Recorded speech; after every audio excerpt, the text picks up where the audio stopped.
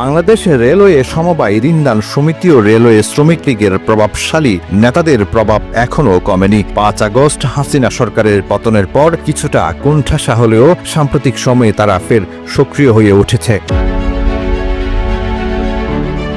শুধু মোহাম্মদ সেলিম নয়, নিষিদ্ধ আওয়ামী লীগের সংশ্লিষ্ট অনেকেই এখন রেলওয়ে পূর্বাঞ্চলে বিভিন্ন অঙ্গনে সরব। রেলওয়ে শ্রমিক লীগের সাধারণ সম্পাদক সিরাজুল ইসলামের সঙ্গে পাহাড়তলী ওয়ার্কশপের অতিরিক্ত সম্পাদক মোহাম্মদ সেলিম সহ বেশ কয়েকজন নেতার ঘনিষ্ঠ যোগাযোগ রয়েছে বলে জানা গেছে। অভিযোগ আছে, রেলওয়ে শ্রমিক লীগ ও পলাতক আওয়ামী লীগের নেতারা আর্থিক ও সাংগঠনিক সহায়তা দিচ্ছেন এই চক্রকে, যার মাধ্যমে তারা সমবায় ঋণদান সমিতিতে নিজেদের প্রভাব বজায় রাখতে চাইছেন।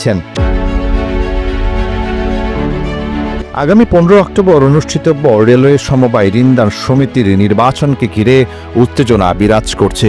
অতীতে আওয়ামী লীগ সরকার ক্ষমতায় থাকাকালীন সময়ে এই সমিতির কর্তৃত্ব নিয়ন্ত্রণ করেছেন শ্রমিক লীগের সাধারণ সম্পাদক সিরাজুল ইসলাম। অভিযোগ অনুযায়ী বিএনপি জামাত সমর্থিত ভোটার ও প্রার্থীদের তখন নানা চাপের মুখে রাখা হতো।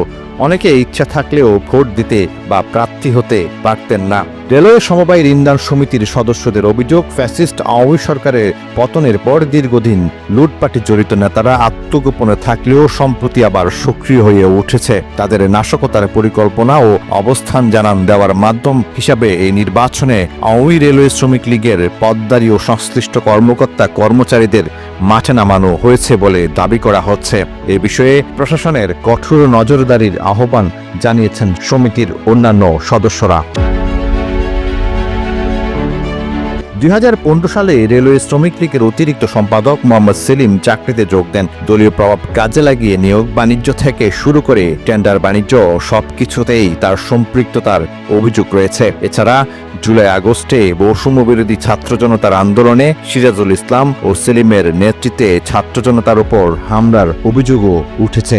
শ্রমিক দলের ওসমান গণমাধ্যমকে জানান, আগামী 15 অক্টোবর নির্বাচনকে সামনে রেখে ফ্যাসিবাদের দোসররা আবারও মরিয়া হয়ে উঠেছে। তারা আওয়ামী লীগের পুনর্বাসনের চেষ্টা করছে, কিন্তু জাতীয়তাবাদী শক্তি তা প্রতিরোধ করবে। রেলওয়ে শ্রমিক দলের কেন্দ্রীয় সাধারণ সম্পাদক MR মঞ্জু মুঠোফোনে বলেন, রেল প্রশাসনে এখনো ফ্যাসিবাদের দোসররা ঘাপটি মেরে বসে আছে। আমরা অন্তর্বর্তীকালীন সরকারের কাছে একাধিকবার জানিয়েছি, কিন্তু কার্যকর ব্যবস্থা নেওয়া হচ্ছে না। বিপ্লবের মাধ্যমে সরকারের এই ফ্যাসিবাদের পতন হয়েছে ঠিকই, কিন্তু রেলের ফ্যাসিবাদের পতন হয় নাই। রেলের ফ্যাসিবাদই এখন সব পুরোটাই রেল চালায়।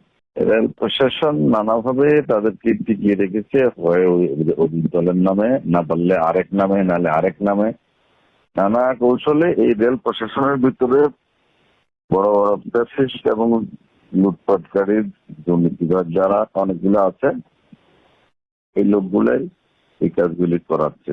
ও যে নির্বাচন করবে এইটুক পর্যন্ত আসারই তো সুযোগ থাকার কথা ছিল না। নির্বাচন করতে হলে তাকে অফিসে আসতে হবে, তাকে কাজ করতে হবে, সকল সাধারণের সাথে চলতে হবে, ওই সুযোগই তো তার থাকার কথা ছিল না।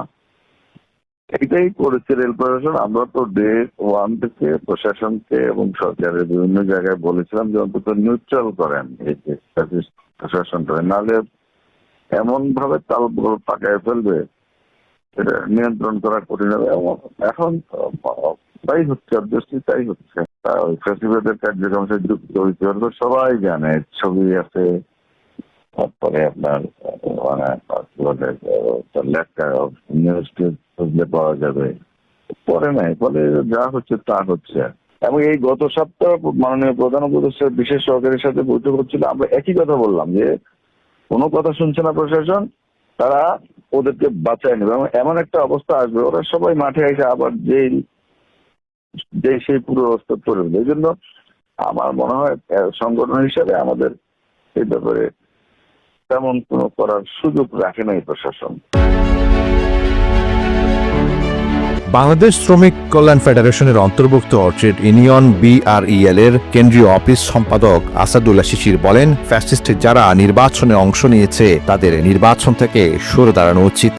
গত 36 জুলাই বাংলাদেশ থেকে বিদায় নেওয়ার পর উনি আসনের বিদায়ের পরে বাংলাদেশের এই আওয়ামী লীগের এই শক্তিটাকে আপনার যে কোনো জনশক্তি, অন্য যে কেউ একটা ওরা সাথে টানার জন্য একটা পায়তারা চালাচ্ছিল।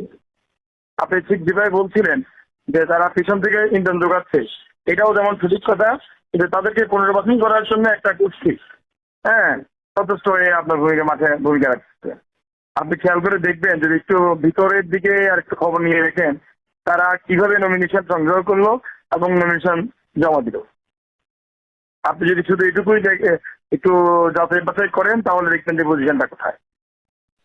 আর আমরা চাই আপনার এই ফেসিস যারা নির্বাচনে অংশগ্রহণ করেছে তাদের নির্বাচন থেকে সরে দাঁড়ানোটাই ভালো। আমরা সেটা চাই না যে তারা এই ধরনের কোনো নির্বাচনে তারা অংশগ্রহণ করুক। তবে আমার কাছে ইনফরমেশন যতটুকু আছে তারা সম্ভবত আপনার আমার বন্ধু প্রতিনিধি সংগঠনদের সহযোগিতায় তারা ফর্ম সংগ্রহ করে এবং ফর্ম জমা দেয়। তাই বেশিরভাগ যেই হোক তাকে শাস্তির আওতায় আনতে হবে। সে আপনার আমার সংগঠনের সাথে থাকুক বা শ্রমিক দলের সাথে থাকুক, তাকে শাস্তির আওতায় আনতে হবে। শুধু সেলিম নয়, রেলওয়ে শ্রমিক লীগের একাধিক নেতা রেলওয়ে সমবায় সমিতির নির্বাচনকে সামনে রেখে সক্রিয় হয়েছেন বলে অভিযোগ রয়েছে। 5 আগস্ট দেশ ছেড়ে পালিয়ে যাওয়া নগর আওয়ামী লীগের সাধারণ সম্পাদক আজম নাসির, সাবেক শিক্ষামন্ত্রী মহিবুল হাসান চৌধুরী নফেলের ইঙ্গিতে চট্টগ্রামের বিভিন্ন জায়গায় ঝটিকা মিছিলের মাধ্যমে অস্থিতিশীলতা তৈরির চেষ্টা চালাচ্ছে, তা ইতিমধ্যে বিভিন্ন গণমাধ্যমে সংবাদ প্রচার হয়েছে। অভিযোগের বিষয়ে শ্রমিক লীগ নেতা সেলিমের সঙ্গে মুঠোফোনে যোগাযোগ করলে তিনি সব অভিযোগ অস্বীকার করেন এবং নিজেকে বিএনপি পরিবারের সদস্য দাবি করেন। নির্বাচনকে সামনে রেখে একটি মহল আমার বিরুদ্ধে অপপ্রচার চালাচ্ছে। আমার রক্তে আমার ফ্যামিলির সব বিএনপি। আমি 2001 সালে তারপর 96 সালে আমি আমির হোসেন সাহেবের এজেন্ট ছিলাম।